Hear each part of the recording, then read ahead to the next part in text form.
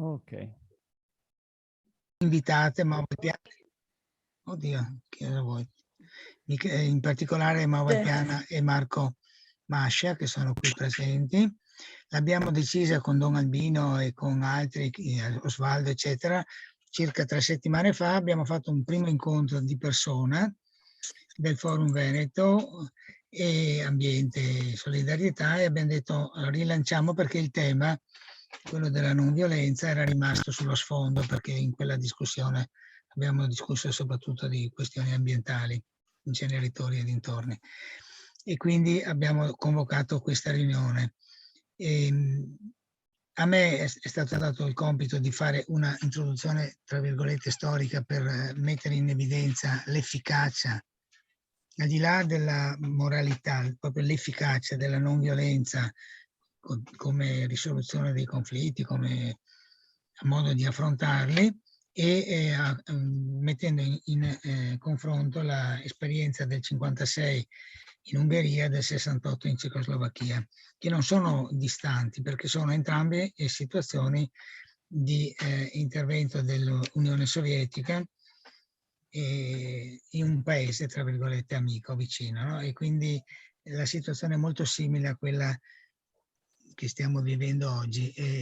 Altri confronti potrebbero essere fatti, ma non è il caso stasera, con l'efficacia della difesa popolare non violenta durante la Seconda Guerra Mondiale, con l'invasione dei nazisti della Danimarca e della Norvegia. Anche lì una grande esperienza di difesa popolare non violenta, sia a difesa degli ebrei, in particolare in Danimarca, ma nelle scuole, eccetera, ma non mi dilungo su questo, ed è stato anche oggetto di interventi su Facebook in queste settimane. La questione Praga 68 è la dimostrazione di come la dirigenza, in quel caso del Partito Comunista, ma anche di altre organizzazioni sindacali, eccetera, cecoslovacche, hanno fatto tesoro della esperienza ungherese del 56. Quando nel 56 era appena stata fatta la denuncia da parte di Khrushchev del culto della personalità di Stalin, eccetera, e si erano mosse molte situazioni in Polonia, anche represse dalla polizia, ma anche no, cambiamenti di governo con situazioni più aperte, con Gomulka, eccetera. Anche in Ungheria c'è stato questo grande movimento, assemblee studentesche, e insomma a un certo punto una grande manifestazione era il 23 di ottobre del 56, che arriva in solidarietà della Polonia, che in quel momento era in prima linea in questa liberazione della società, e viene invece repressa a sangue freddo, senza nessun motivo. Era una manifestazione molto pacifica, però decisa, in cui volevano che ci fosse cambiamenti politici grossi, e viene repressa e ci sono i primi morti. E questa cosa fa sì che una manifestazione piccola come era quella di studenti diventi una cosa enorme di 200.000 persone, che vanno a demolire la statua enorme di Stalin che c'era al centro di Budapest, e anche distruggono diverse librerie sovietiche.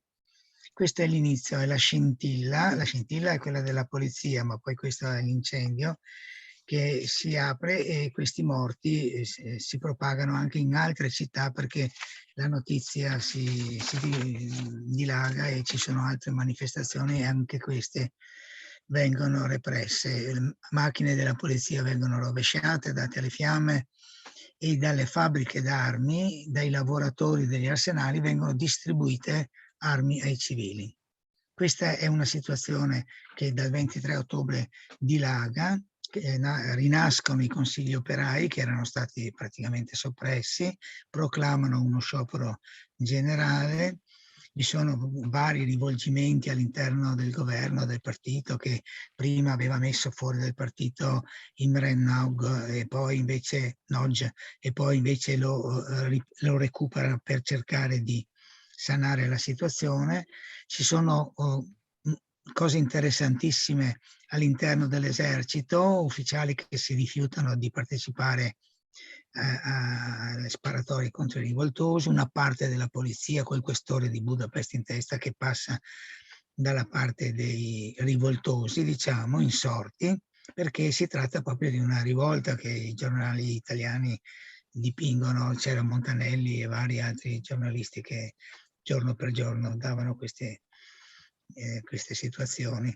Insomma, la situazione è in grande movimento e l'esercito ungherese sostanzialmente rimane passivo perché è spaccato a metà, o forse anche la maggioranza non vuole assolutamente sparare come sarebbero stati gli ordini sovietici contro gli studenti e gli operai, soprattutto giovani, eccetera, che manifestavano.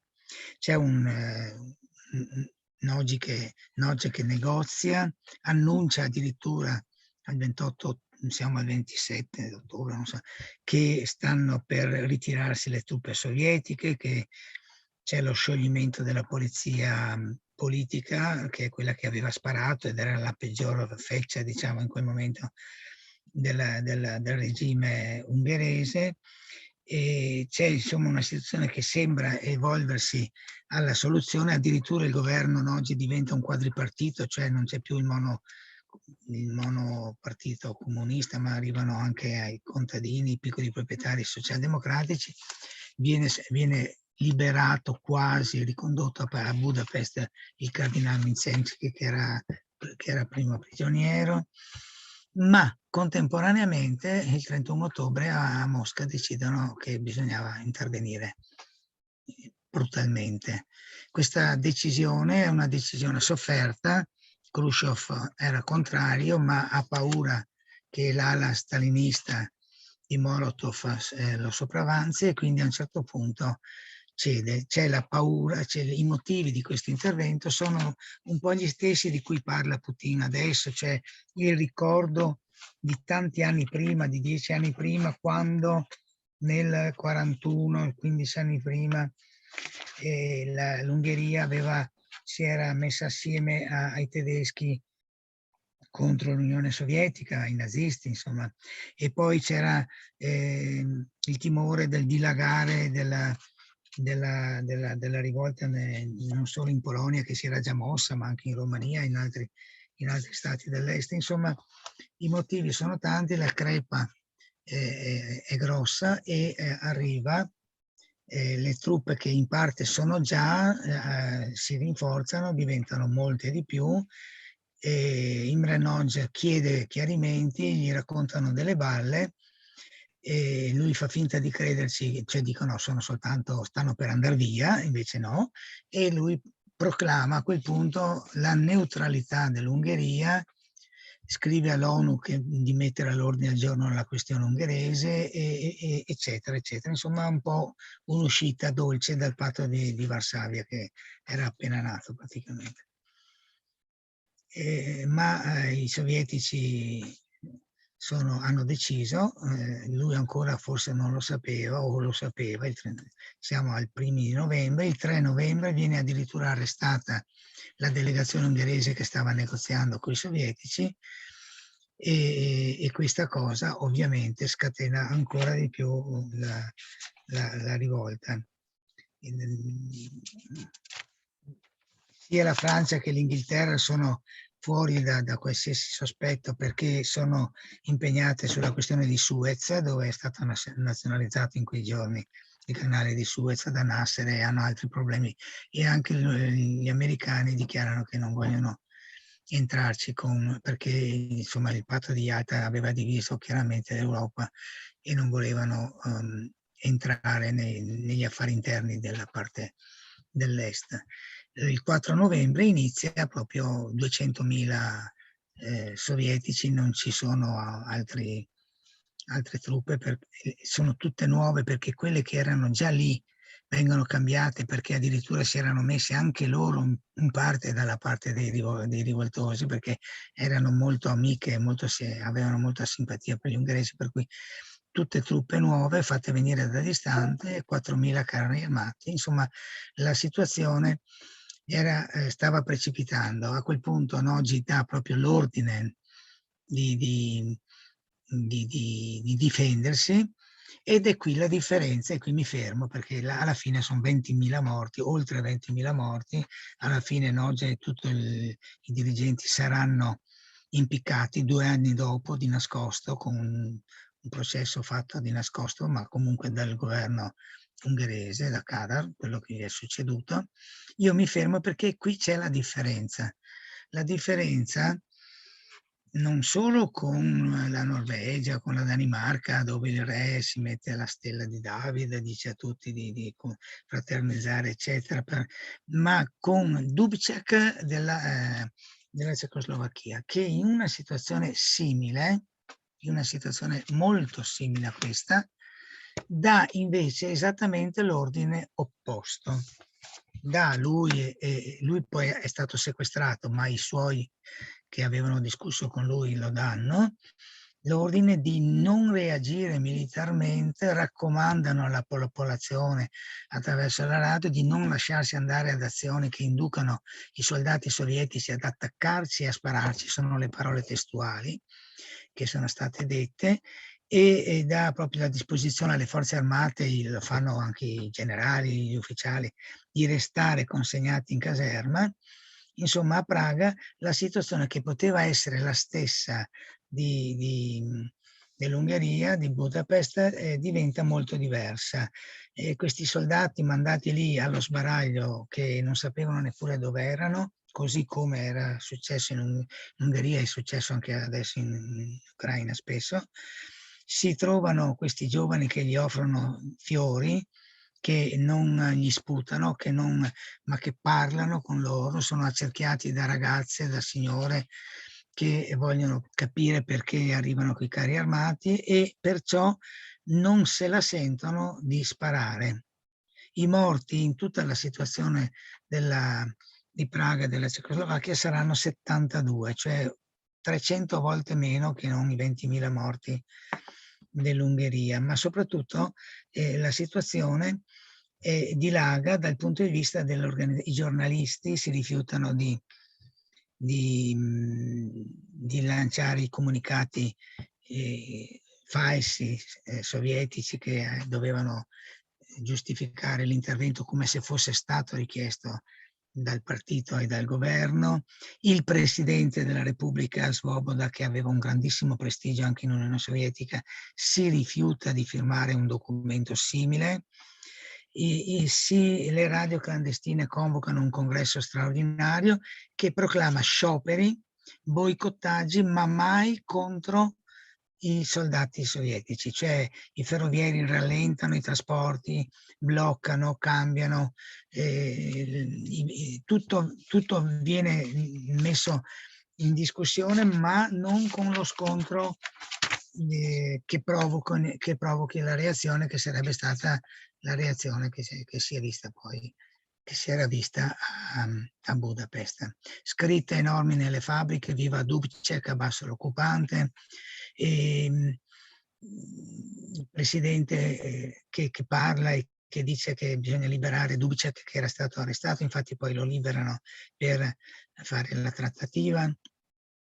Insomma, la cosa si conclude in questa maniera: non riescono a buttar giù il governo, e c'è un patto, un accordo, un compromesso che viene molto criticato dalla parte più militante della popolazione, in particolare degli studenti, ma che dice che quel governo rimane in piedi, anche se naturalmente sotto grande attenzione russa, con più potere al partito, bla bla. E solo 8 mesi dopo, nel 69, Dubček è costretto a lasciare la segreteria del partito e viene poi esiliato, un esilio che durerà fino a 20 anni dopo, fino al 1989. Certo, in Cecoslovacchia non hanno ottenuto il risultato di ristabilire la primavera di Praga famosa. C'è stato grande sconforto, ci ricordiamo che in gennaio si brucia, Jan Palach, insomma, ed era il senso dello sconforto di questa occupazione militare, eccetera. Però la cosa non ha lo stesso risvolto, cioè non vengono fucilati assolutamente i dirigenti. Quei morti di cui parliamo sono tutti morti, bene o male, quasi casuali, cioè di interventi della polizia precedenti, eccetera, ma non sono il senso principale. Ecco, io mi fermo qua, e questi racconti non sono molto conosciuti. La primavera di Praga in Italia è arrivata, ma l'Ungheria è arrivata molto poco, se non per dire che, ecco, c'erano i giovani partigiani, eccetera. E come adesso più o meno si dice che sono i partigiani quelli che sparano e che difendono, giustamente difendono il proprio popolo, ma senza mai, ma proprio mai, tranne l'avvenire, senza mai parlare delle alternative che ci sarebbero, che ci potrebbero essere, sia nella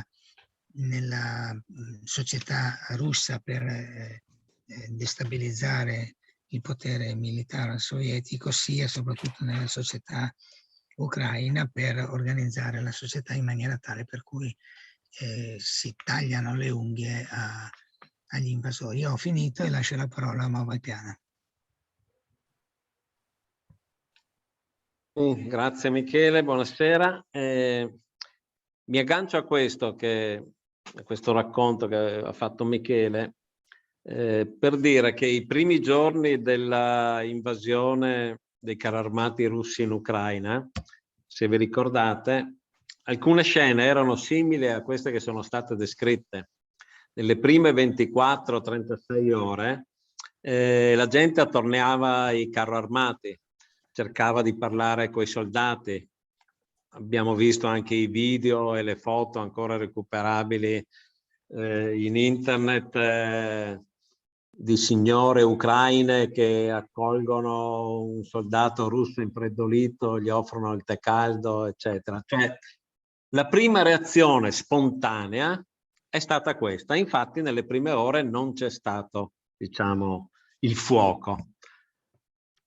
Poi è cambiato tutto 2 giorni dopo, quando c'è stata la chiamata alle armi e, come dice Zelensky, l'identificazione totale tra l'esercito ucraino regolare e irregolare, va sempre sottolineato, e il popolo, poi è iniziata la guerra vera e propria, gli spari, i morti, il sangue, eccetera, è quello che ancora oggi vediamo.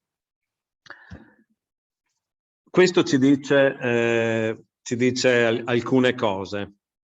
Io in premessa dico, anche quando faccio dibattiti in giro, che ho poche certezze, diciamo.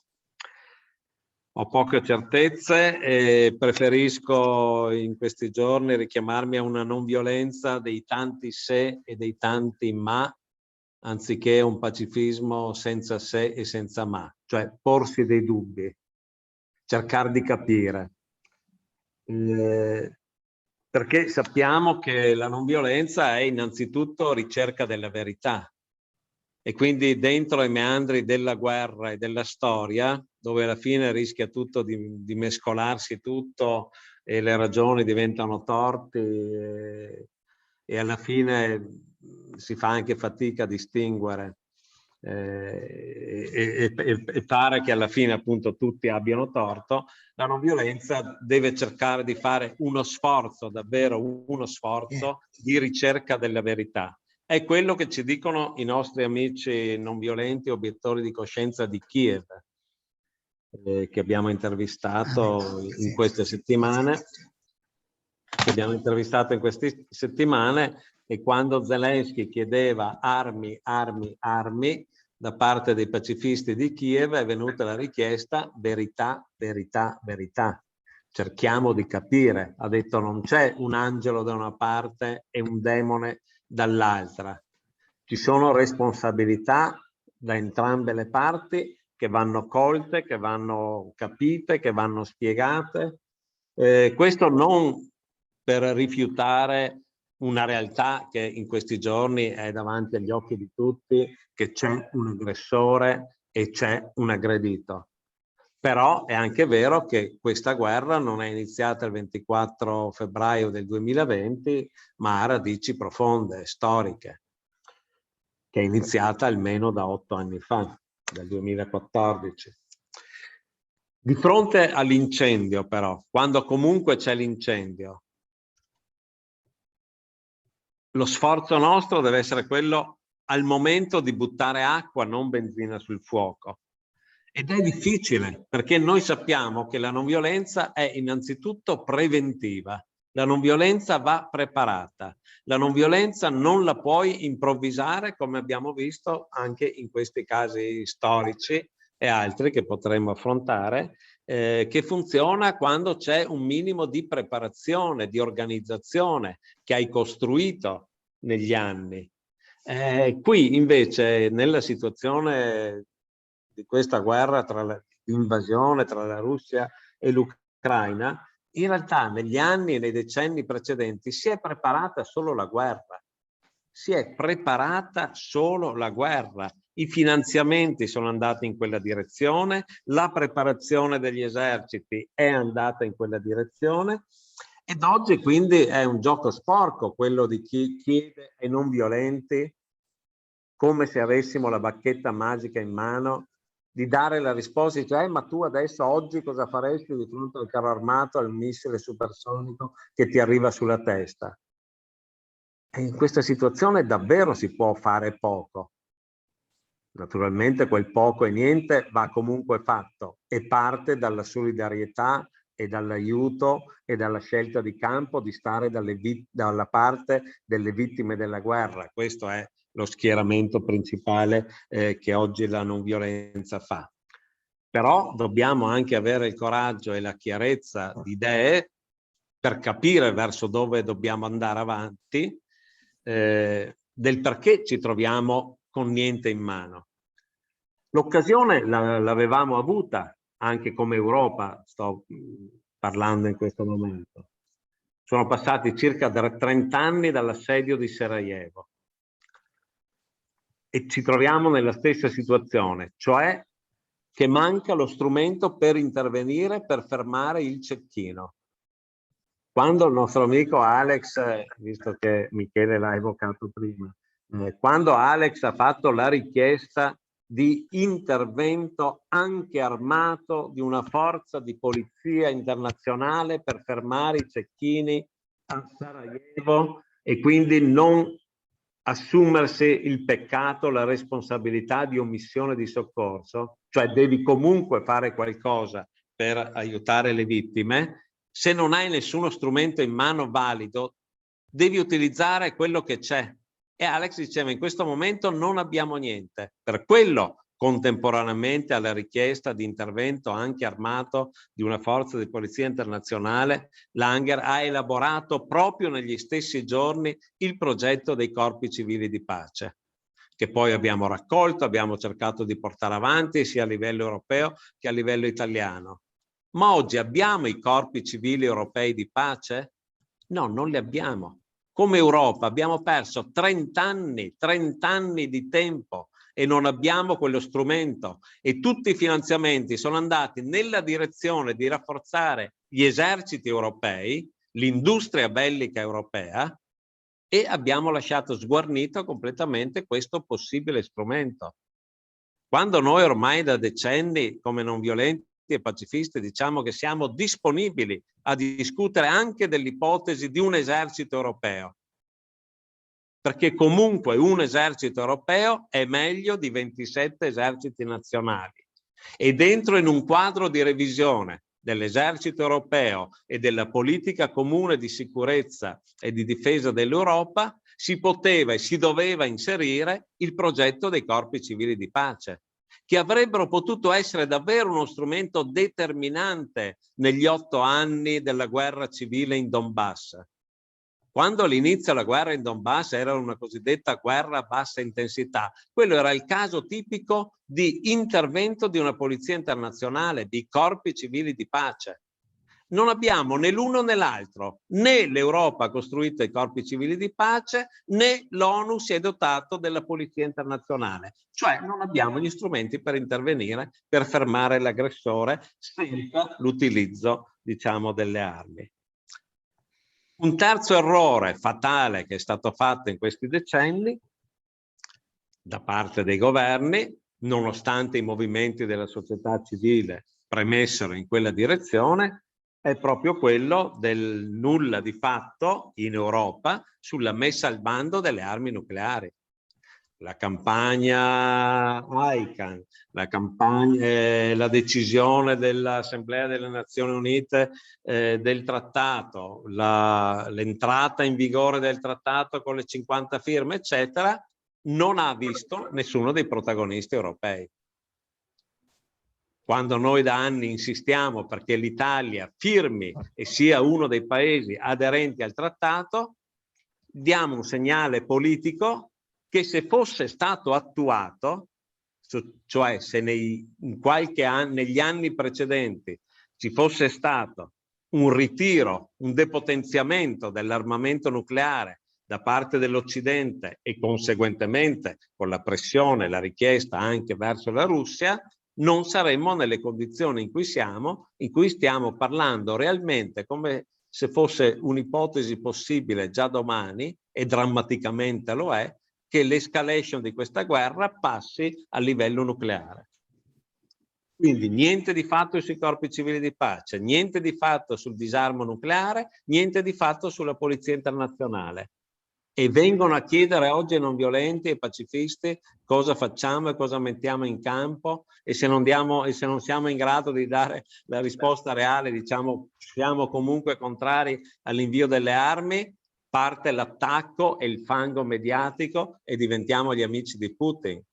Bisogna mettere in chiaro queste cose qua. Allora, per metterle in chiaro, le responsabilità anche dell'Europa e anche dell'Italia sono molto chiare, perché mentre noi facevamo e abbiamo organizzato queste proposte dal basso, da parte dei governi cosa è avvenuto? I paesi europei hanno fatto affari sia con l'Ucraina che con la Russia in armamenti. Relazione del Parlamento europeo dal 1998 al 2020, i paesi europei hanno venduto e dato all'Ucraina armi e munizioni per 509 milioni di euro e in Russia per 1,9 miliardi di euro. L'Italia ha fornito armi all'Ucraina dal 2014 al 2021 e addirittura l'Italia dal 2011 fino al 2000, l'ultima consegna è stata nel gennaio del 2021. Abbiamo venduto armi alla Russia nonostante l'embargo, unico paese europeo. Dal 2014 embargo sulle armi verso la Russia, l'Italia ha continuato a fare gli affari proprio con quei carro armati Iveco di cui si sta parlando in questi giorni. Quindi questo per dire che si è preparata la guerra ed oggi abbiamo il frutto che è stato costruito. Non c'è da stupirsi, non c'è da piangere, non c'è da chiedersi ma com'è possibile che accadano queste cose nel 2022. Accadono perché sono state preparate. Allora, che fare? Comunque, perché le bombe ci sono, i morti ci sono e l'aiuto alle vittime va dato. La non violenza è comunque una proposta realistica sul piano di una difesa diversa da quella armata? Noi continuiamo a dire di sì. Noi continuiamo a dire di sì, nel senso che il diritto alla difesa c'è, è un diritto dei popoli, è un diritto naturale e non è in contrasto con la non violenza. Perché la non violenza, nel corso del suo sviluppo storico, è sempre stato un movimento di difesa. Difesa della libertà, difesa della vita, difesa dei diritti. Tutti i movimenti storici non violenti, Gandhi era un movimento di difesa dell'indipendenza del suo paese. Nelson Mandela era un movimento di difesa contro l'apartheid. Martin Luther King era un movimento di difesa dei diritti civili dei neri. La non violenza si è incarnata nella storia proprio come elemento vitale sull'idea, sul concetto di difesa. In questo senso quello che abbiamo messo in campo in questo periodo, quel poco che siamo riusciti, va in questa direzione. Quando con l'associazione Papa Giovanni, la Rete Italiana Pace di Disarmo e tante altre associazioni si è realizzata la carovana Stop the War Now, con l'invio a Leopoli di 60, una carovana di 60 mezzi con gli aiuti umanitari e così via. Certo è stata una piccola cosa, una piccolissima cosa, una goccia nel mare, ma ha dato un segnale ben preciso, che la non violenza interviene sul campo, quindi si è andati in Ucraina, portando aiuti umanitari specialmente per le fasce più deboli, e quella carovana poi è tornata in Italia portando via gente che scappava dalla guerra, profughi che cercavano di salvarsi la vita, e quindi si è realizzato questa idea, diciamo, di un pacifismo umanitario. Questa carovana oggi sta proseguendo in altre forme, la Papa Giovanni e altre associazioni stanno facendo in continuazione missioni, ci saranno anche nelle prossime settimane. Un'altra cosa che abbiamo messo in campo è la creazione di una rete che c'era già, ma l'abbiamo, diciamo, riattivata e resa molto forte, tra gli attori pacifisti dell'una e dell'altra parte. Il collegamento con gli obiettori ucraini e con gli obiettori russi, che abbiamo messo in campo in queste settimane, io ritengo che sia un segnale molto importante. Innanzitutto fa capire che né in Russia né in Ucraina c'è una sola voce. I nostri amici pacifisti, Yuri e gli altri di Kiev, che è il movimento, si chiama Movimento Pacifista Ucraino, era il movimento degli obiettori di coscienza, che ancora oggi difende il diritto degli obiettori di coscienza in quel paese, anche se con le leggi marziali è un diritto oggi negato. Loro dicono: noi siamo patrioti, noi stiamo dalla parte del nostro popolo, noi vogliamo difendere l'Ucraina, ma la vogliamo difendere con la difesa civile. Siamo disponibili ad andare sotto le macerie a tirar fuori i feriti. Siamo disponibili a dare tutti gli aiuti umanitari possibili insieme alla Croce Rossa, che quando Zelensky diceva armi, armi, armi, la Croce Rossa ucraina ha risposto no, cibo, cibo, cibo. E gli pacifisti dicevano verità, verità, verità. Quindi ci sono diverse voci in Ucraina, non parla con un'unica voce, e quindi uno dei nostri compiti è valorizzare e aiutare la voce del pacifismo ucraino. Oggi i pacifisti ucraini, gli obiettori di coscienza, sono costretti o alla macchia, si sono nascosti nei boschi, o stanno chiusi in casa, come il nostro amico Yuri, responsabile, il segretario esecutivo del movimento, perché se esce e viene fermato a un posto di blocco, essendo in età da militare, che oggi il richiamo è dai 18 ai 60 anni in Ucraina, viene fermato, gli danno il mitra, lui lo rifiuta e finisce in carcere, rischio da 15 anni in su. E così tutti gli altri 1586, questo è un numero esatto preciso, non sparo una cifra a caso, obiettori di coscienza che avevano già presentato la domanda, perché anche in Ucraina c'è la legge dell'obiezione di coscienza, seppur molto restrittiva, limitata a motivi di ordine religioso, quindi esclusi quelli politici, morali, etici, eccetera, eccetera, ma comunque nonostante questo,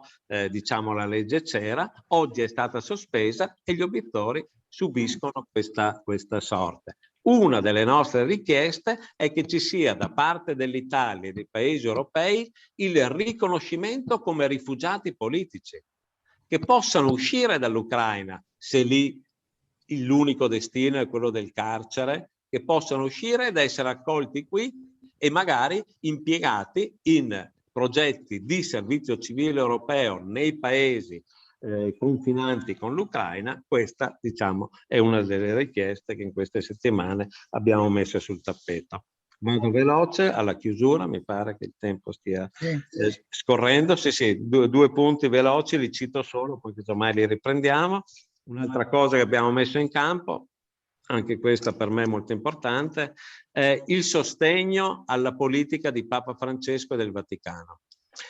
Non dico solo alle posizioni morali e religiose di Papa Francesco, ma siccome è l'unica voce a livello internazionale che ha detto parole chiare contro il commercio delle armi, contro l'invio delle armi, sulla via unica del dialogo, della diplomazia e della solidarietà, diciamo, con le vittime dell'una e dell'altra parte, sostenere concretamente Papa Francesco. Andiamo tutte le domeniche in piazza San Pietro all'Angelus con le bandiere della pace e della non violenza, ha questo senso, ha questo significato. Sosteniamo questa linea e la proposta di diplomazia del Vaticano, che può essere un elemento importante per un tavolo delle trattative multilaterale. Non si può lasciare la trattativa in mano agli ucraini, ai russi evidentemente, ma deve essere un tavolo con diversi attori. Ultima proposta, e su questo chiudo, la proposta di una conferenza di pace dal basso che veda la partecipazione delle associazioni e della società civile ucraina, russa ed europea. Si sta già lavorando a questo come sbocco e evoluzione, diciamo, delle carovane umanitarie che si sono realizzate in queste settimane. Ci sarà un primo incontro il 1° giugno a Bruxelles con la rete Solidar, che vuole mettere le basi per questa conferenza di pace, dove ognuno può portare la sua proposta, la sua indicazione, che poi offriamo ai governi, alle trattative e alla diplomazia. Come cosa concretissima c'è questa possibilità di firmare questa dichiarazione di obiezione di coscienza che abbiamo tradotto e sta girando sia in Ucraina, in Russia e anche in Italia, anche in Europa, dove già oggi ognuno di noi è un impegno morale che non ha nessun valore giuridico naturalmente, ma ci dichiariamo indisponibili a partecipare alla guerra e siamo disponibili invece a offrire tutto il nostro servizio per la costruzione della via di pace, perché la via di pace la si realizza solo attraverso azioni di pace. E quindi c'è questa campagna di sottoscrizione di obiezione di coscienza alla guerra. Ma devi mandare questo testo al forum, che non ce l'abbiamo. Va bene? Sì, va bene. La parola a Marco Mascia.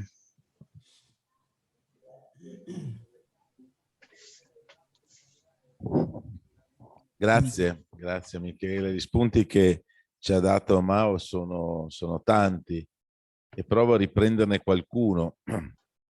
Partirei dal 1989.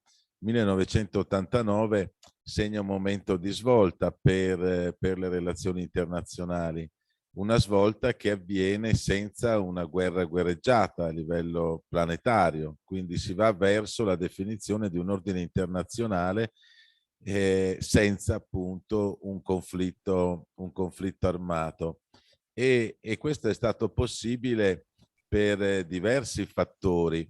Il primo è la conferenza di Helsinki, la conferenza di Helsinki si sviluppa tra il 1972 e il 1975. Nel 1975 viene adottato l'atto finale di Helsinki, i 10 principi di Helsinki, tra cui appunto il rispetto dei diritti umani, l'autodeterminazione dei popoli, il rispetto delle minoranze, eccetera, principi che venivano richiamati insieme ai vecchi principi statualistici, quali l'integrità territoriale, la non ingerenza, la sovranità degli stati, eccetera.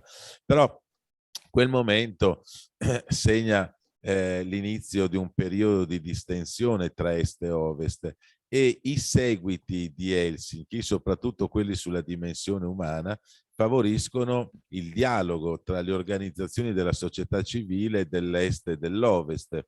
Adesso c'è un gruppo di persone che probabilmente ricorderà, no, gli anni 80, le IND, il Nuclear Disarmament Convention, che si facevano un po' in giro per l'Europa, ma anche l'esperienza non violenta di Comiso, secondo me va richiamata come un momento importante di quel periodo, di quegli anni. e l'assemblea dei cittadini di Helsinki, no? Cioè si era costruito un movimento non pacifista, non violento, contro la corsa al riarmo e per la democrazia, per il rispetto dei diritti umani. Dopo l'89 inizia un periodo no, che Antonio Papisca aveva chiamato di easy war, di guerra facile, no? Inutile che le ricordiamo, ma insomma dalla prima guerra del Golfo in poi è tutta una guerra. E lì è l'errore più grave che l'Unione Europea, la Comunità Europea fa, e cioè quella di non chiedere lo scioglimento della NATO. La NATO doveva sciogliersi come fu sciolto il patto di Varsavia, non aveva più senso quella organizzazione militare, non c'era più nulla da cui difendersi e andava invece potenziata la conferenza per la sicurezza e la cooperazione in Europa, che era quella che aveva portato poi alla caduta del muro di Berlino, no, e al crollo dell'Unione Sovietica, insieme al ruolo ovviamente di alcuni leaders politici che oggi non abbiamo più, come Papa Wojtyła, Mitterrand, Helmut Kohl e lo stesso ovviamente Mikhail Gorbachev. E quindi lì no, inizia la crisi, si pongono le premesse per quello che sta accadendo oggi. E lo stesso allargamento della NATO ai paesi dell'Europa centrale e orientale costituisce ovviamente un elemento di forte provocazione nei confronti della Russia. Anziché no, allargare la NATO a quei paesi, dicevo prima, avrebbero dovuto scioglierla e potenziare la CSCE, che poi nel 94 diventerà OSCE, Organizzazione per la Sicurezza e la Cooperazione in Europa. Quindi lì c'è una prima ragione. L'altro fattore, anche qui riprendo una riflessione di Mao, cioè lui dice no, non è stato mai possibile dar vita a questa forza di polizia internazionale. Bene, ricordo no, l'Associazione per la Pace insieme al Centro Diritti Umani nel 1992 lanciarono il primo appello per la riforma e la democratizzazione dell'ONU, con la richiesta esplicita di dare attuazione all'articolo 43 della Carta delle Nazioni Unite, che prevedeva appunto l'allestimento di quel sistema di sicurezza collettiva sopranazionale che avrebbe dovuto no, avviare il disarmo, cioè avrebbe dovuto portare ad una onuizzazione degli eserciti, no? E quindi a un disarmo reale a livello nazionale. Bene, nessun paese, oggi gli Stati membri delle Nazioni Unite sono 193, nessun paese ha mai dato seguito, ha mai sottoscritto quegli accordi previsti dall'articolo 43 con il Consiglio di sicurezza per permettere al Consiglio di sicurezza di agire secondo i fini e i principi enunciati nella Carta delle Nazioni Unite. Quindi oggi ci ritroviamo una ONU no, emarginata, umiliata, strumentalizzata, no, che non riesce no, a svolgere nessun ruolo per il mantenimento della pace e della sicurezza internazionale. La ONU è diventata lo UNHCR, cioè i compiti dell'ONU oramai sono dei compiti meramente squisitamente umanitari, laddove peraltro gli si lascia svolgere anche questo ruolo, perché quando Antonio Guterres si è recato a Kiev, no, i russi hanno addirittura bombardato durante la sua visita a Kiev. Quindi questa è una proposta che la società civile italiana fa da tempo, ma nessun governo che si è succeduto qui nel nostro paese ha mai voluto raccogliere. Ora questa leadership politica che abbiamo in Europa sta parlando insistentemente di un esercito europeo. L'esercito europeo non ha nessun senso. Non ha nessun senso parlare di esercito europeo. Non ha nessun senso parlare di una difesa dell'Unione Europea, cioè l'Unione Europea non sarà mai in grado da sola di mettere in campo tutte quelle risorse militari e finanziarie che sono necessarie per costruire una fotocopia mal riuscita della NATO. Quindi il problema dell'Unione Europea non è quella di dar vita ad un esercito europeo, peraltro la bussola strategica che il Consiglio europeo ha adottato fa ridere i polli, perché parla di 5.000 militari, quando dopo l'intervento della NATO in Kosovo si parlava di ben altri numeri, ma mai realizzati, numeri che sono sempre rimasti sulla carta. Il tema per l'Unione Europea è quella di dar vita non tanto ad un esercito europeo, quanto ad una forza di polizia militare europea da mettere a disposizione delle Nazioni Unite ai sensi dell'articolo 43 della Carta. Ma quello che i leaders politici dell'Unione Europea ci stanno dicendo oggi sono soltanto parole, parole, parole che stanno dicendo da anni, da decenni. Si parla di questo esercito europeo, si parla di superare l'unanimità, si parla di avere una politica estera e di sicurezza comune e così via, ma nessuno sta dando un segnale concreto in quella direzione, e non lo è certamente la bussola strategica o l'ultimo discorso di Macron o di Draghi al Parlamento europeo. Io su questo sono molto drastico, sono molto anche pessimista, non vedo assolutamente la volontà politica di costruire la federazione europea, l'unione politica, no? In Europa, che è l'unica strada per superare gli eserciti nazionali.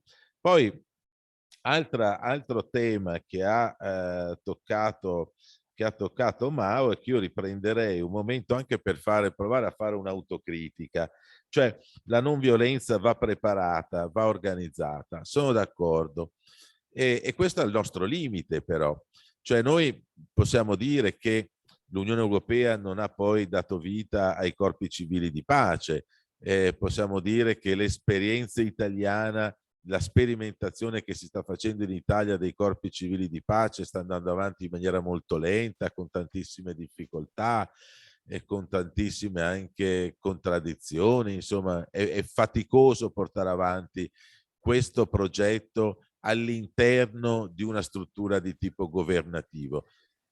Noi non violenti dovremmo organizzarci, cioè noi dobbiamo, secondo me, metterci nell'ottica, visto come stanno andando le cose, di creare un corpo civile non armato e non violento europeo, indipendentemente da quello che farà il governo italiano, da quello che deciderà il Consiglio dell'Unione Europea. Ma proviamo a mettere insieme, noi sì, 4-5 mila persone, uomini e donne, ragazzi e ragazze, che si mettono a disposizione per intervenire in una fase di prevenzione dei conflitti. L'errore che noi abbiamo fatto è stato quello, per quanto riguarda l'Ucraina, di non interessarci prima di quel conflitto come avremmo dovuto.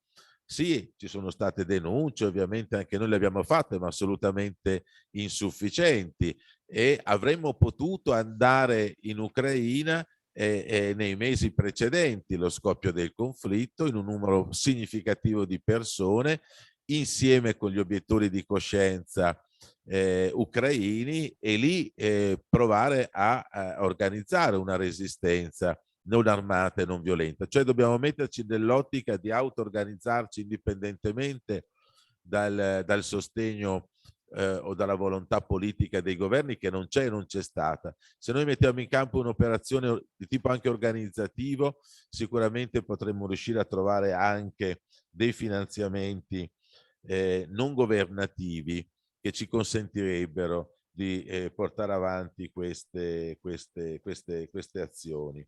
E chiudo dicendo, no, ora, che fare? No? La domanda che si faceva anche Mao, il conflitto in corso, no?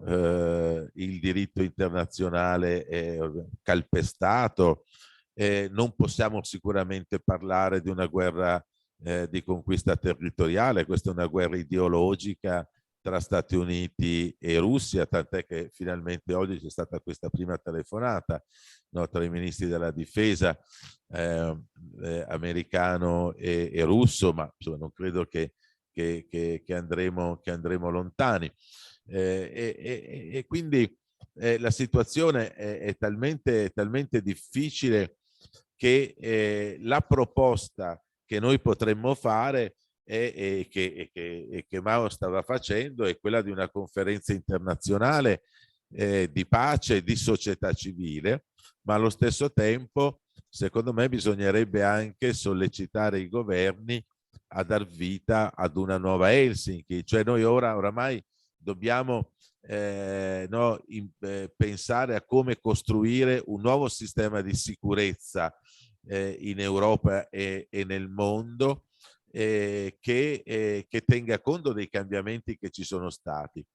E questa nuova sicurezza deve essere una sicurezza umana, cioè deve essere una sicurezza che non si occupa soltanto delle questioni politico-militari, ma deve essere una sicurezza anche che guarda alla questione alimentare, che guarda all'ambiente, che guarda al cambiamento climatico, no? Che guarda alla povertà che c'è nel mondo. Cioè, no, una volta si diceva bisogna fare una conferenza nell'ottica di affrontare tutte le questioni, no? Una globalizzazione delle issues, si diceva.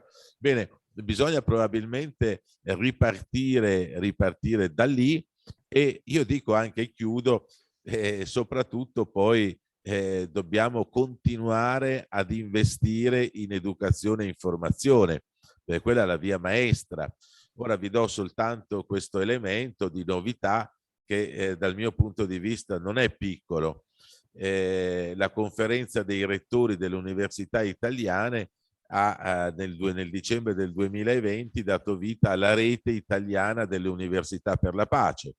Sono 62 le università che vi aderiscono, ci stiamo riunendo periodicamente, stiamo cercando di superare alcune difficoltà, però è una rete che a mio avviso è pronta a sostenere iniziative non violente come quelle cui facevo riferimento prima. Uno degli obiettivi che ci siamo dati, l'obiettivo forse principale, è quello di lavorare per inserire nell'ordinamento universitario italiano intanto i peace studies, no? Gli studi sulla pace, sulla base dell'esperienza che noi abbiamo fatto con gli studi sui diritti umani.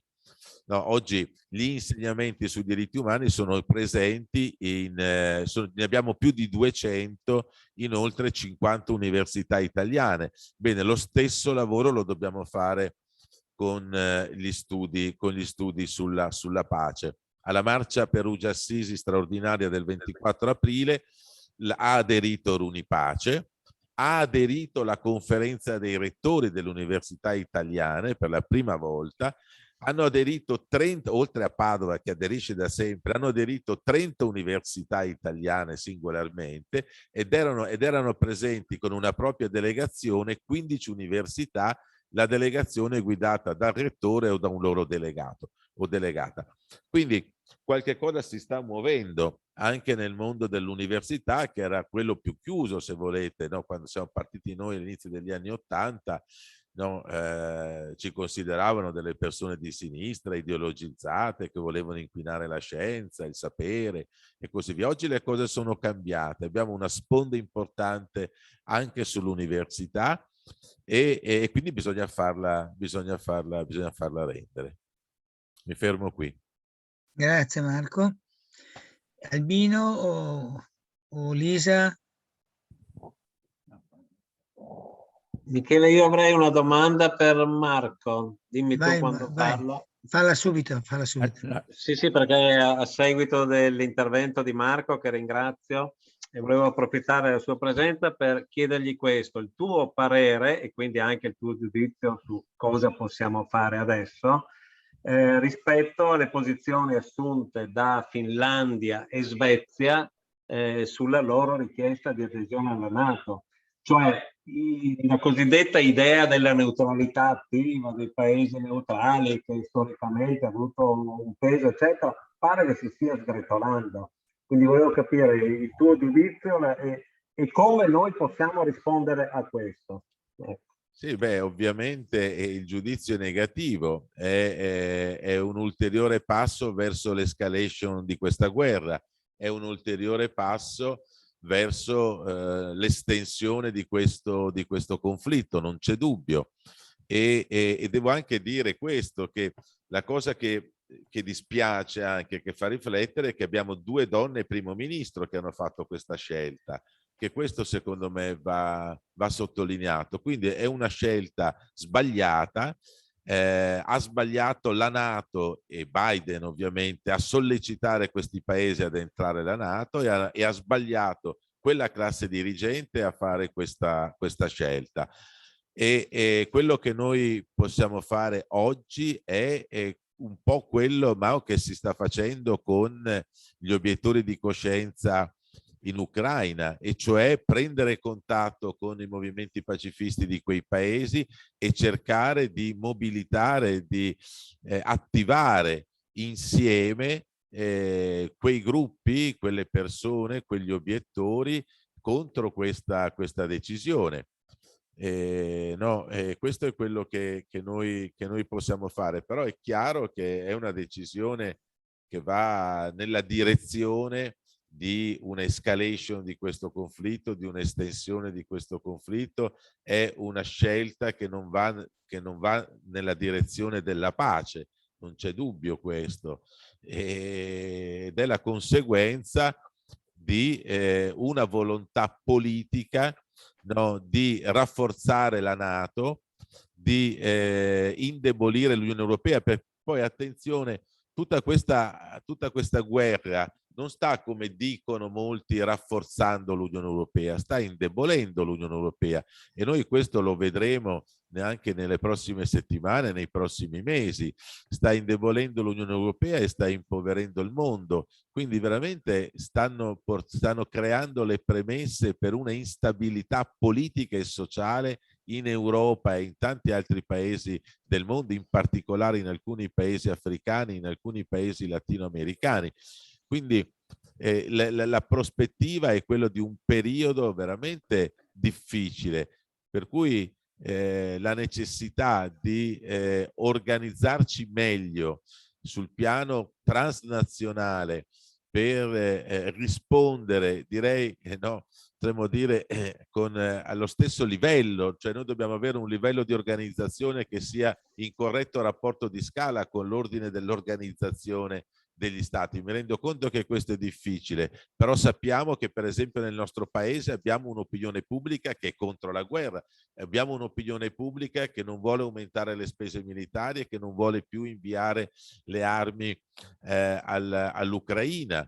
La proposta su cui stiamo insistendo è quella di dire, siccome il criminale Putin non vuole fare il primo passo, se vogliamo avviare un negoziato, una delle 2 parti il primo passo lo deve fare.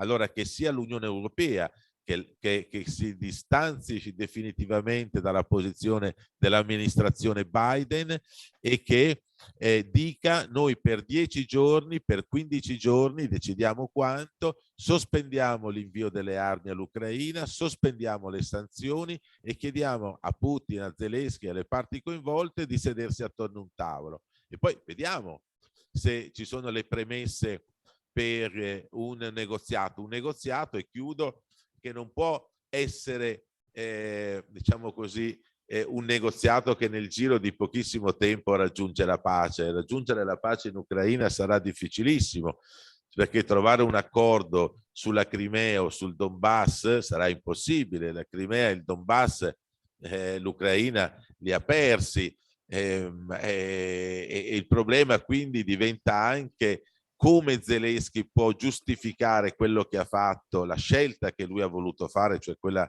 della guerra, no, di difesa, che è legittima, lo ricordava Mao, lo ricordiamo sempre anche noi ai sensi dell'articolo 51, ma è stata la scelta sbagliata, perché mettersi contro è stata la scelta sbagliata in ogni caso, a maggior ragione la scelta sbagliata quando ti metti contro, quando di fronte hai, no, una superpotenza. Quindi sarà difficilissimo trovare un accordo di pace. Quello che bisogna trovare oggi è l'accordo sul cessate il fuoco, è l'accordo sui corridoi umanitari, è l'accordo per far uscire gli obiettori di coscienza dall'Ucraina, o è l'accordo anche per far entrare i non violenti in Ucraina nel momento in cui questo sarà possibile. Grazie. Albino o Lisa? Vuoi far parlare qualche altro intanto? Sì, no, beh, se vuoi, ma diciamo che in teoria toccherebbe a te, insomma. Sono Lisa. Lisa, brava Lisa, ecco. Tre piccole cose vorrei dire. Sono in contatto con le donne pacifiste finlandesi e mi hanno scritto 2 giorni fa dicendo che anche loro adesso sono d'accordo con questa decisione.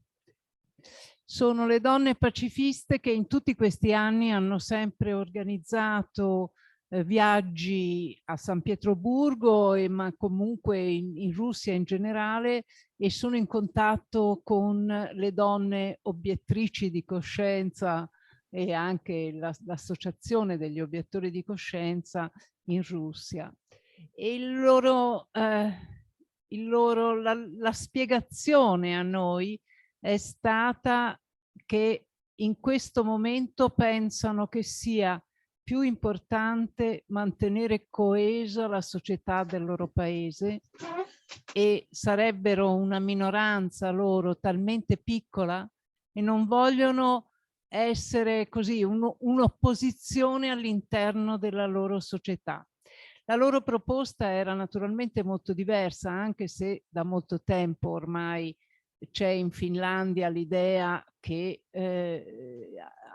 si sente il bisogno di una sicurezza anche alle spalle. Sono un paese altamente militarizzato per la loro posizione. Neutrale sì, ma militarizzatissimo, tipo Svizzera. Ecco. Loro avevano fatto molta pressione sul presidente e sul ministro degli esteri, che tra l'altro è del Partito dei Verdi, affinché proponessero una Helsinki 2 per il 2025. Era una bella idea, e dicevano anche nessuna decisione sull'ingresso nella NATO, sull'adesione alla NATO del nostro paese deve avvenire prima di quella Helsinki 2, perché non vogliamo ribaltare il sistema prima di poterne parlare. Quindi un po' aggiungo solo questo dato di informazione per quello che possiamo decidere di fare noi, ecco, per cercare di capire un po' meglio. Per quanto riguarda l'Ucraina, anch'io sto seguendo molto le varie vicissitudini della resistenza civile. Devo dire la verità che non mi riconosco del tutto nella descrizione che tu hai fatto. Immagino che tu parli principalmente degli obiettori di coscienza che vengono considerati disertori in un ambiente di guerra. Questo lo so e lo capisco. Ma la resistenza civile, che consiste nel aiutare i vigili del fuoco, i pompieri che vanno a tirar fuori le persone sotto le macerie dei palazzi bombardati, oppure che vanno a distribuire il cibo che sta arrivando, che vanno a fare i sacchi di sabbia a Odessa per cercare di riparare gli edifici dai bombardamenti.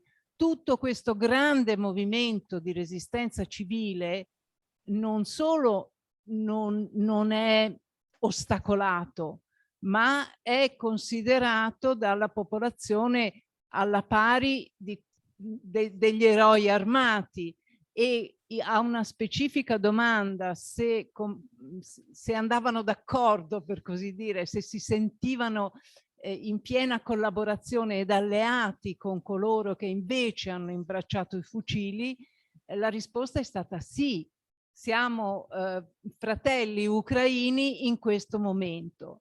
A me fa molto pensare all'importanza che avrà questo movimento di resistenza civile accanto anche alla resistenza armata nel momento in cui la guerra finirà e ci sarà una società inclusiva ed unitaria da costruire o da mettere all'opera per ricostruire il paese. Io credo che sia nostro dovere informarci sempre più e sostenere sempre più la resistenza civile che si sta formando ed è numerosa e c'è in molte parti dell'Ucraina. E il terzo punto che volevo sollevare è che in Russia stanno succedendo delle cose anche lì interessantissime dal punto di vista della resistenza contro la guerra. Ieri abbiamo saputo che dei militari che si sono rifiutati di andare per un secondo turno di guerra in Ucraina, che si sono rifiutati, hanno avuto la bella sorpresa che l'ipocrisia criminale di Putin nel non dichiarare una guerra, ma nel chiamarla semplicemente operazione militare speciale, significa che loro non sono disertori e che quindi non vanno in galera. Prendono tante parole, vengono molestati un po', ma non vengono mandati in galera. Possono anche essere, come si dice, mandati via dalle forze armate, ma non vanno in prigione. I procuratori non li condannano. Ecco. Quindi questa è una cosa interessante. E l'altra cosa, la cosa veramente più sconvolgente, veramente, però è positiva per la pace, per la resistenza contro la guerra, è che sono quasi lo stesso numero le persone che sono scappate dalla Russia per non far parte della guerra rispetto ai profughi che sono scappati dalla guerra in Ucraina. Sono probabilmente 8 milioni le persone che dalla Russia sono andate via per non essere in Russia durante la guerra. Quelli che sono più interessanti secondo le notizie che ho io, che non sono naturalmente tantissime, ma sono i 150.000 giovani, principalmente dalle grandi città russe, che si sono rifugiati a Tbilisi, in Georgia. I paesi dove vanno sono quei paesi dove i russi non hanno bisogno di visto, quindi la Georgia, ma anche la Turchia, le altre ex repubbliche sovietiche dell'Asia centrale, eccetera. Vanno lì e principalmente sono giovani che lavorano in internet. E allora loro non hanno perso il lavoro, hanno semplicemente portato il proprio computer e sono andati e adesso portano avanti il loro lavoro dalla Georgia. E una delle cose che fanno è che si mettono in contatto con ucraini e aiutano a fare collegamenti tra chi ha bisogno di un passaggio per andare via da una città sotto bombardamento, tra chi, e aiutano tutto questo percorso. Quindi cerchiamo di essere sempre più in contatto con queste realtà qui, che sono la speranza per il momento in cui la richiesta di Marco che dice obblighiamoli al cessate il fuoco grazie all'azione dei governi europei, ma noi dopo avremo una società civile con cui collaborare ancora più strettamente per la ricostruzione della guerra, speriamo prima o poi finita. Grazie Elisa. Cristina, vuoi dire qualcosa? No? Teresa?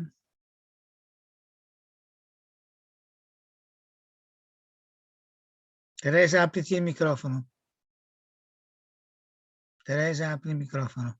Sì, No, si fa fatica perché siamo sollecitati da moltissimi interventi. Ho solo il problema che io sono a San Donà di Piave, non insegno più da settembre, e quelle persone che incontro qua faticano a ragionare su questi temi come sono stati affrontati fino adesso.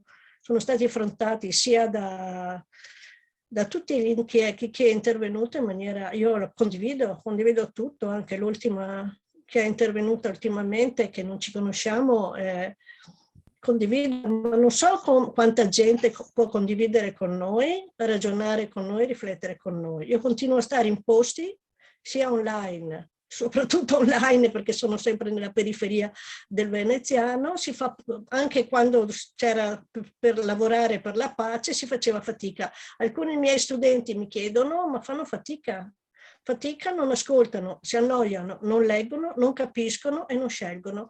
Invece le cose che ha detto Marca o anche Mao, cioè sarebbero tutte da prendere in considerazione. E invece continuiamo a fare delle manifestazioni rappresentative di un simbolo e poi dopo non arrivano, non partecipano, dicendo sì, not my name, facciamo così, cioè partecipando e condividendo. Ecco, io ho questo disorientamento e questo dispiacere, forse perché sono uscita da un anno da scuola e nella scuola si poteva fare di più sul territorio.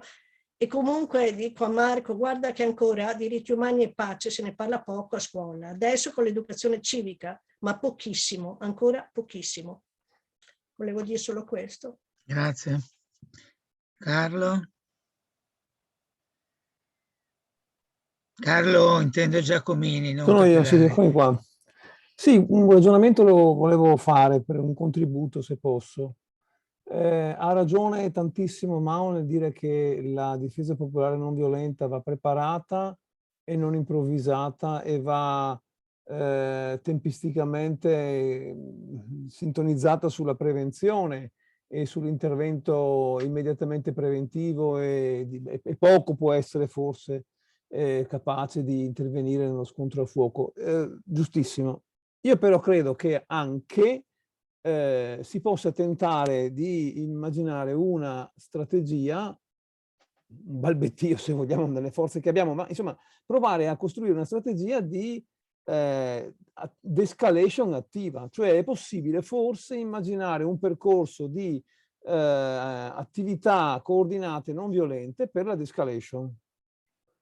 Allora, io mi sono fatto una scalettina qui, giusto per capire l'esercizio che possiamo fare per spingere a raffreddare in modo attivo la tensione, nei limiti ovviamente delle possibilità, però è possibile. Allora, 7-8 punti messi un po' giù, se vogliamo, sono cose che in parte facciamo già, che qualcuno sta già facendo, però le provo a elencare.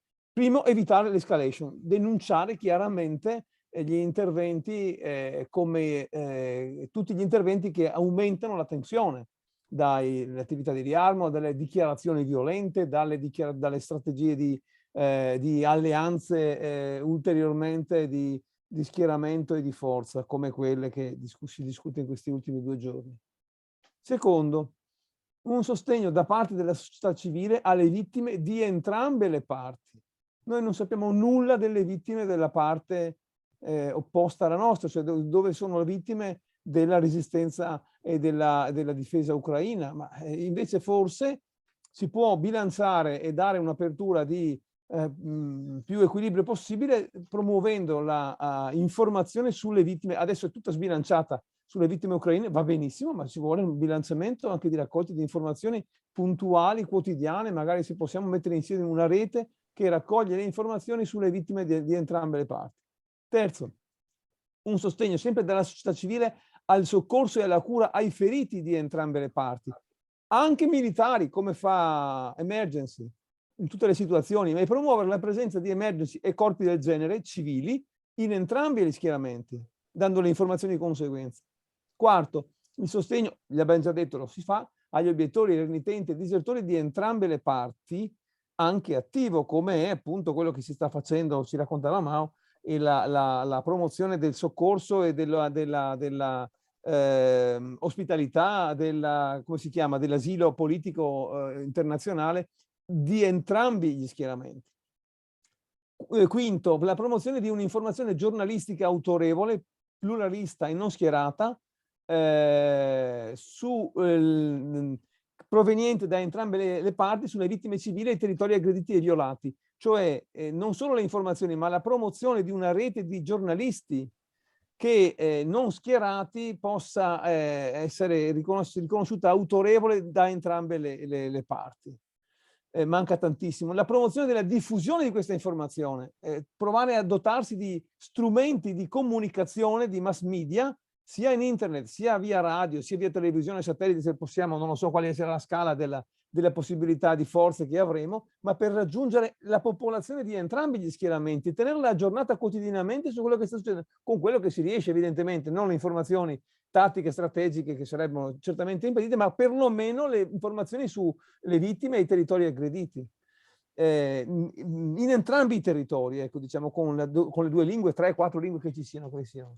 Poi la promozione attiva con sostegno operativo alla raccolta delle informazioni, documenti, prove sui crimini di guerra praticati in entrambe le parti. Noi vediamo solo una parte e non sappiamo nulla e siamo taciti o incapaci di promuovere dall'altra parte. Invece strategicamente lo possiamo fare.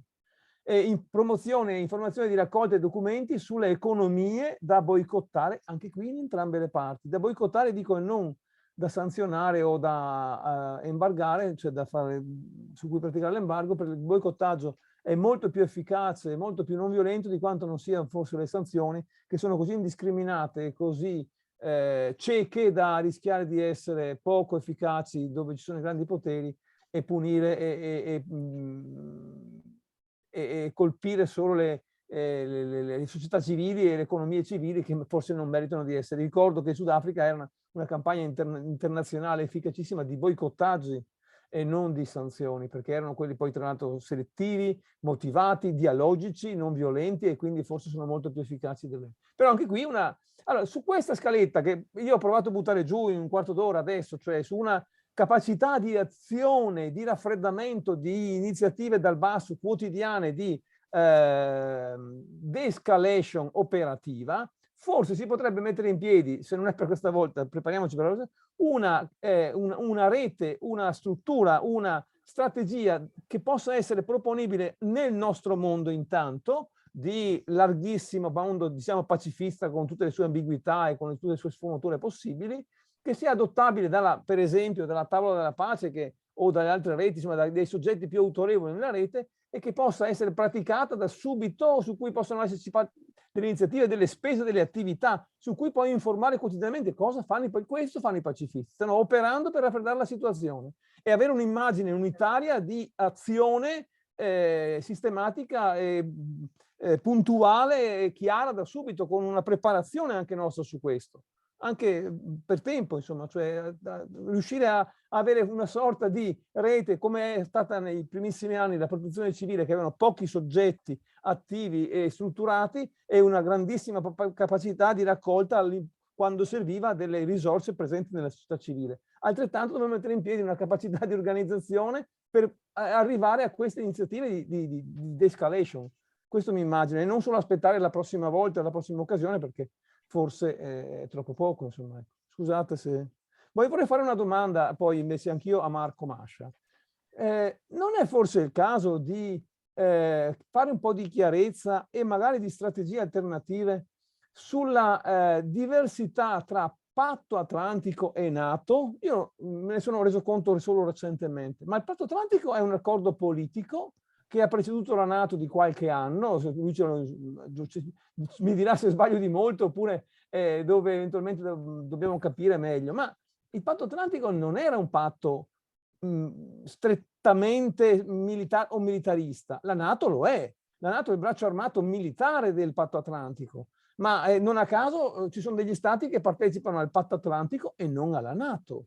Allora forse bilanciare un attimo meglio, anche nello schieramento, se vogliamo, geostrategico di democrazie occidentali, con tutti i valori della libertà, democrazia e quant'altro, va benissimo, ma ribilanciare un po' il Patto Atlantico con iniziative di politica estera, di diritti, e a svantaggio del braccio armato. Su questo sì, una condanna nettissima della NATO. Ma perché parliamo dell'entrata della Finlandia, della Svezia nella NATO e non nel Patto Atlantico, per esempio? L'articolo 5, famoso, la necessità del soccorso, sta nel Patto Atlantico, ma non dice che è obbligatorio automatico intervenire immediatamente con la forza militare. Dice e riserva a ciascuno Stato la valutazione di cosa è necessario e cosa è gradito a lui poter fare. Quindi dà una discrezionalità assai larga e non per niente, e non ha fatto per forza difesa militare armata, di sostegno generale agli aggrediti. Va benissimo. Ok, sentiamo Marco. Ecco. Grazie. Grazie, no. Beh, una battuta, cioè io penso che Patto Atlantico, NATO, cioè tutte queste organizzazioni militari oggi non abbiano più senso se vogliamo non costruire l'edificio della pace, cioè questo è il messaggio. È sottile la differenza che tu fai, ma l'alleanza militare che si riunisce attorno a questi accordi è un'alleanza militare, no, che ha fatto 20 anni di guerra in Afghanistan, è un'alleanza militare che non si oppone alla situazione di apartheid che in cui Israele sta mantenendo il popolo palestinese. Quindi non troverà mai uno spazio dentro una logica non violenta e pacifista. Quello su cui noi dobbiamo ragionare è la creazione, come diceva Lisa prima, come diceva anche Mattarella nel suo intervento all'Assemblea parlamentare del Consiglio d'Europa, cioè questa Helsinki 2, questa nuova Helsinki 2, tra l'altro c'è già stata, sarebbe un Helsinki 3, no? Cioè comunque che cosa significa? Significa, no, dar vita, mettere insieme, no, tutti questi paesi, compresi Stati Uniti, Russia, io direi anche Cina, e attorno ad un'idea, no, di casa comune universale, cioè questa Helsinki dovrebbe riportarci a rilanciare il multilateralismo, a rilanciare l'ONU. Cioè se noi non facciamo funzionare l'organizzazione internazionale multilaterale, prevarrà sempre la legge della giungla, prevarrà sempre di più la legge della forza sulla forza della legge, e il multilateralismo è scomparso. Anche l'Unione Europea, che tutti dicono, insisto, che è più unita di prima, io non lo so dove, cioè tutti i capi di Stato o di governo dell'Unione Europea stanno andando a Kiev singolarmente, stanno andando da Biden o da Erdogan o da quell'altro o da Zelensky singolarmente, non c'è una visione comune, tutt'altro.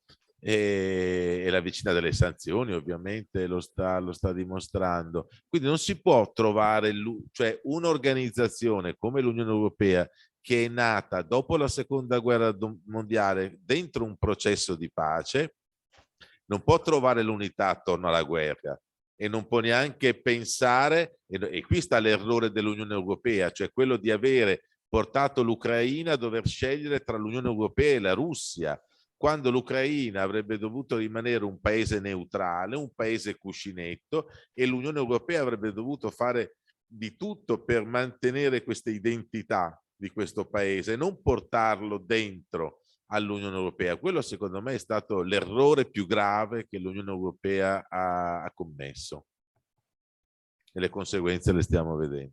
Bernardino, vuoi dire qualcosa delle iniziative di domani, eccetera, eccetera?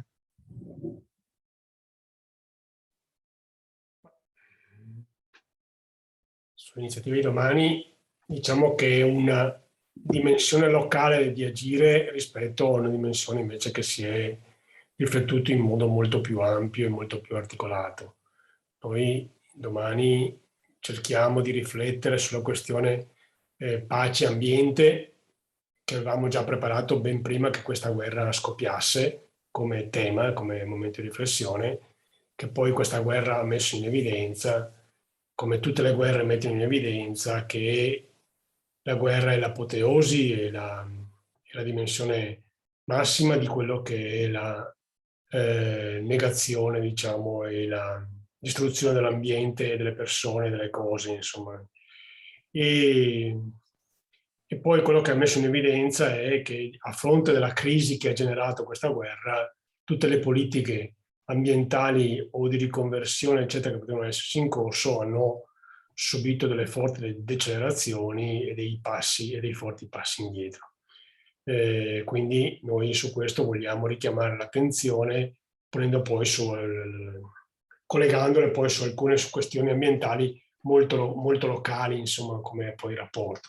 Ma questo è il tema della riflessione della giornata di domani. Poi, come questo si coniuga e si potrà coniugare con il progetto di riflessione che c'è in corso, penso che passi da fare siano ancora molti, però sono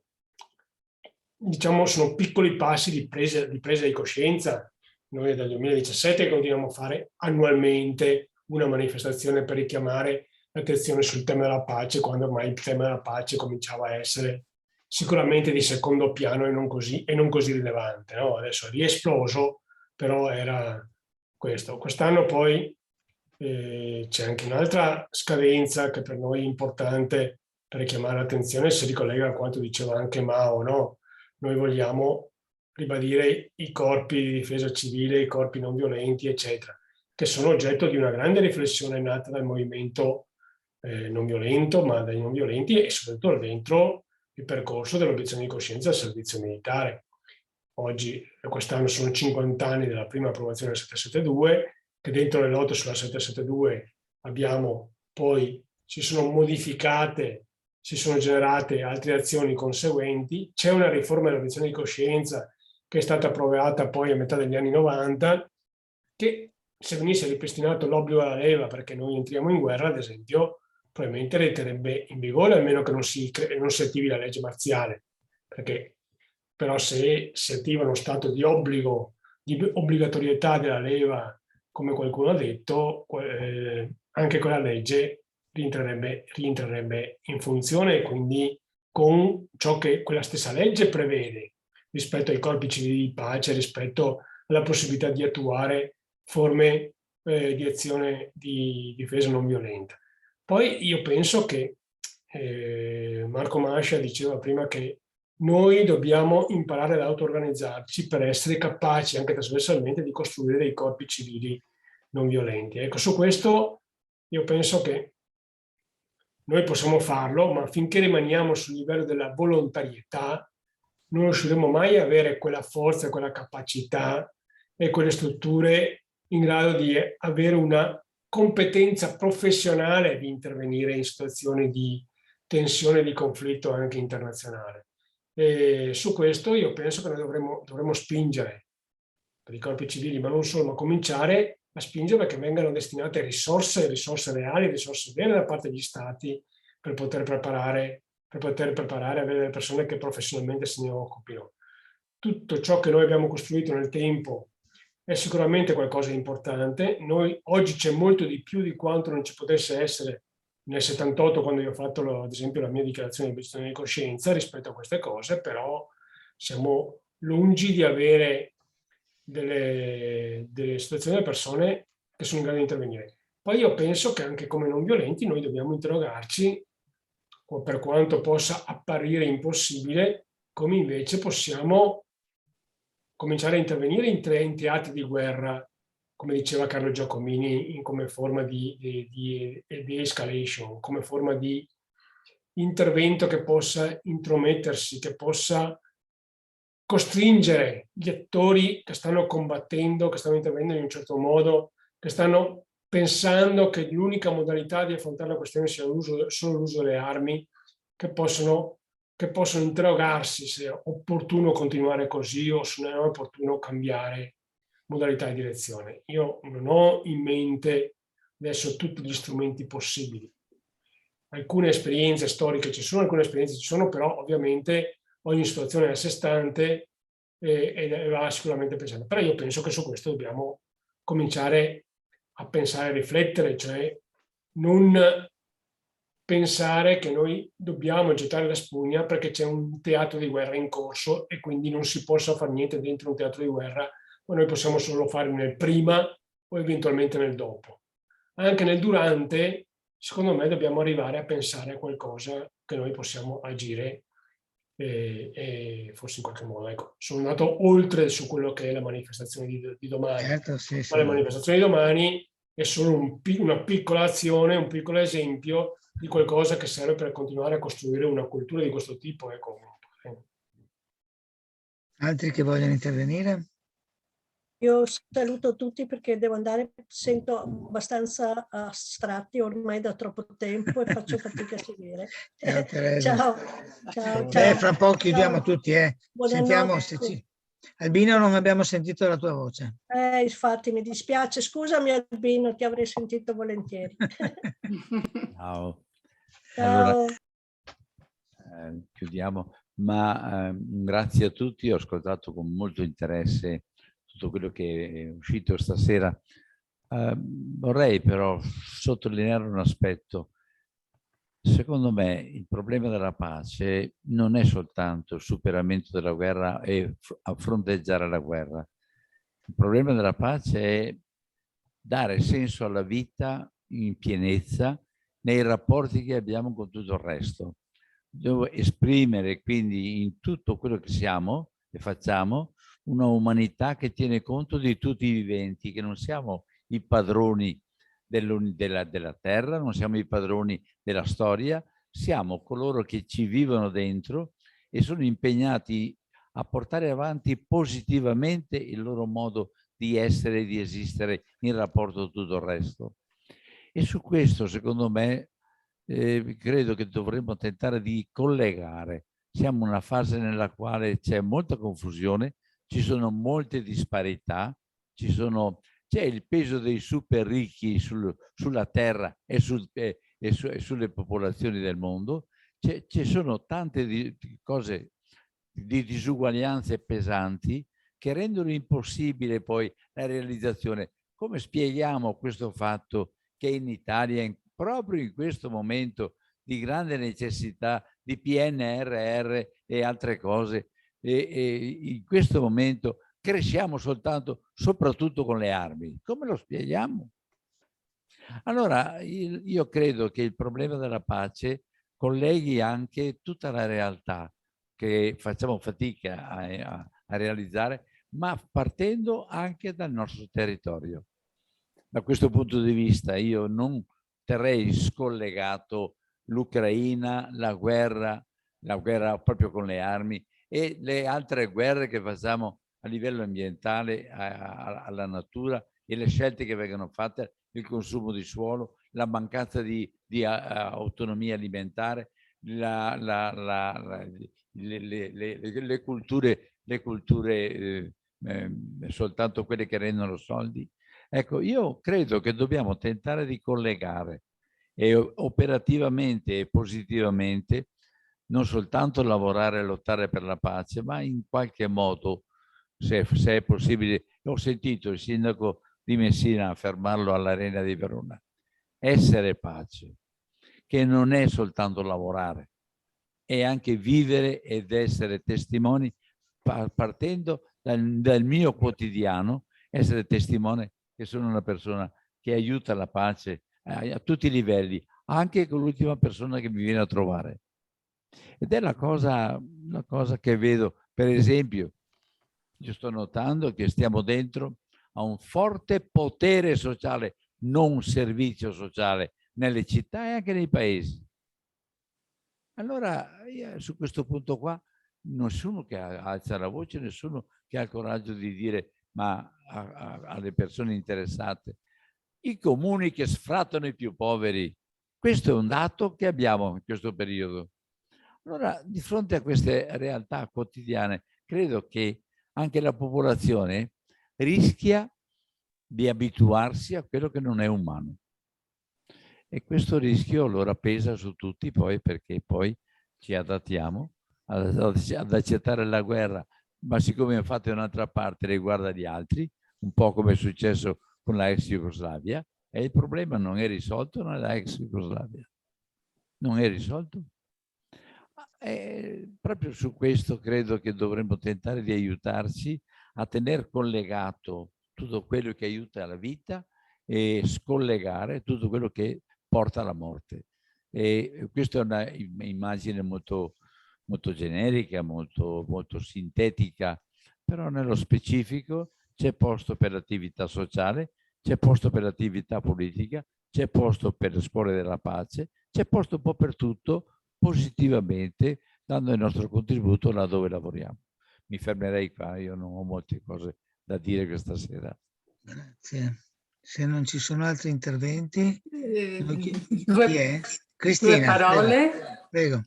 Sì, no, solo per dire che naturalmente sono molto d'accordo con questa riflessione di Don Albino, ricordando peraltro anche che Capitini proprio durante la guerra ha scelto per esempio di diventare vegetariano proprio perché tutto è collegato, anche tutti gli esseri viventi.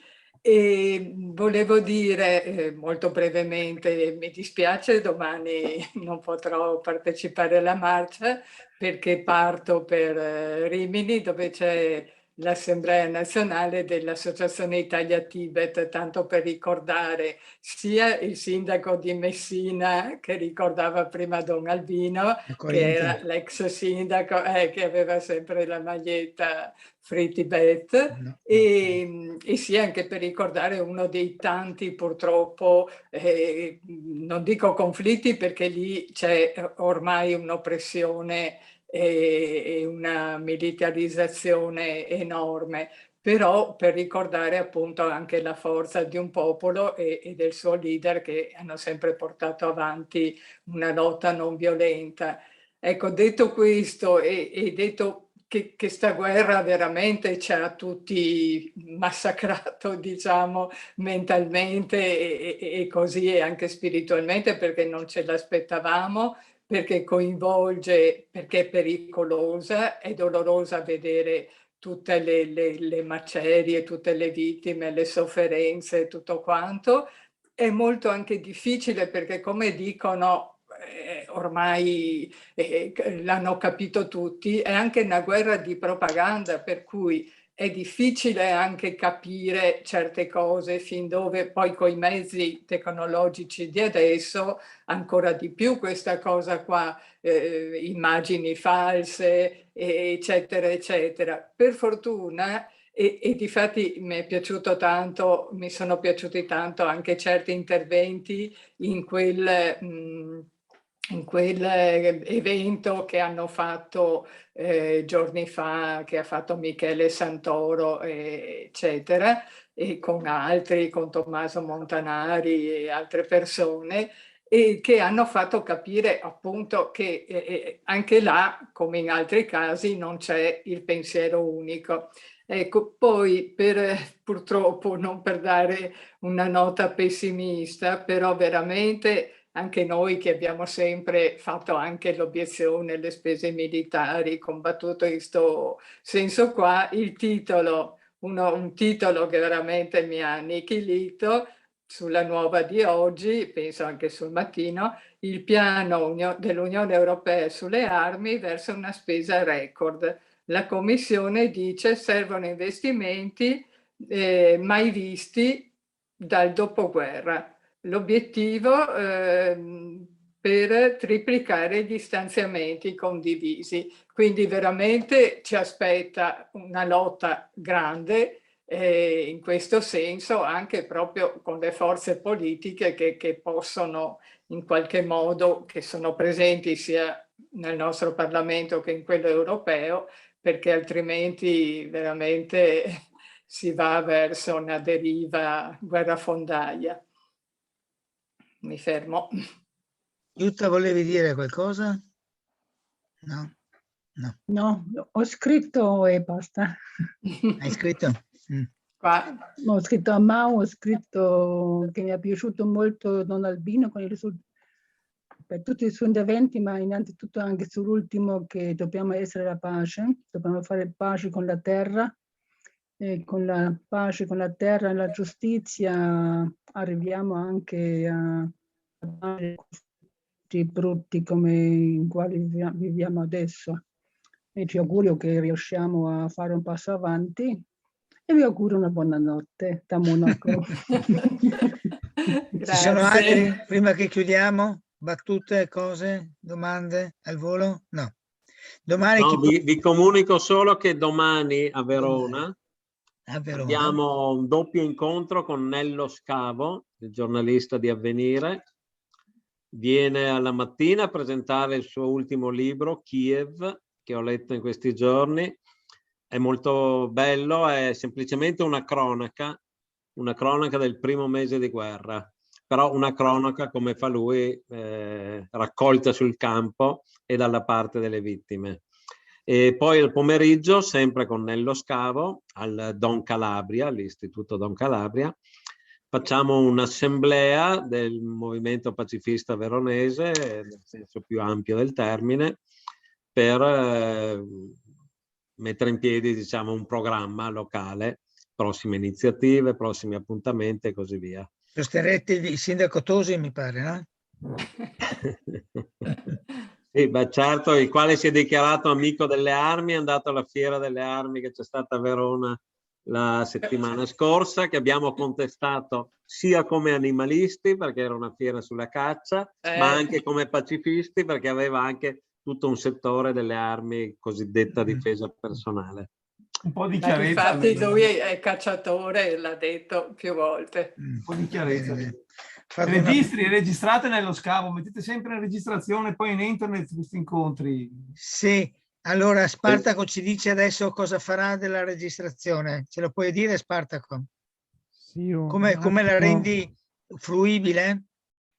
Sì, allora guarda, io la registrazione adesso dunque la caricherò sul canale YouTube dei Comitati Veneti. Come si trova questo canale? Cosa è scritto? Beh, poi ti mando il link e lo mandiamo in giro. Bene, bene. Però volevo dire una cosa. Io credo che sia molto importante molte delle cose che sono state dette qui dentro questa sera non sono di dominio pubblico. Sarebbe molto importante farle conoscere ai giovani, ai ragazzi e alle persone che dovrebbero poi crescere in quest'ottica di difesa non violenta. E la nostra età mediamente qui degli intervenuti è molto alta e credo che dovremo fare uno sforzo attivo per cercare di coinvolgere i giovani. Adesso le scuole stanno finendo, quindi non abbiamo molto spazio, però io credo che anche utilizzando questi mezzi o questi collegamenti potremmo creare anche dei messaggi, diciamo, dei brevi video. Io non so se da questo riesco a estrarre, potrei anche cercare di fare un lavoro di estrazione da quello che abbiamo detto questa sera, però non è facilissimo.